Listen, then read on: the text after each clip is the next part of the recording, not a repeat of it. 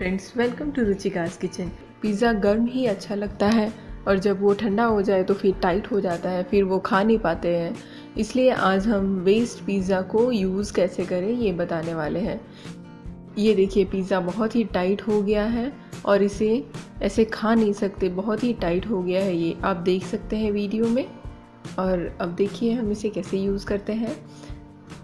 Gas पे रखेंगे pan, उसको हीट होने देंगे और उस पर डालेंगे पिज़्ज़ा। पिज़्ज़ा डालने के बाद थोड़ा सा पैन हीट होना चाहिए, लो मीडियम फ्लेम पे। और अब मैं इस पे वाटर स्प्रिंकल कर रही हूँ, अराउंड 1 टेबल स्पून या 2 टेबल स्पून आप कर सकते हैं। और इसे लिड से कवर कर देंगे और इसे 1 या 2 मिनट तक कवर करके रखेंगे लो फ्लेम पे।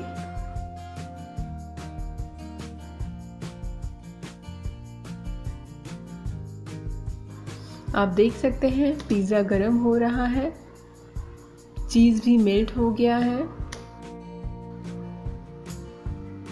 और अब ये फ्रेश पिज़्ज़ा हो गया है जिसे हम यूज़ कर सकते हैं। आप देख सकते हैं, मैं स्पून से दिखा रही हूँ, ये सॉफ्ट भी हो गया है और इसका चीज़ भी मेल्ट हो गया है।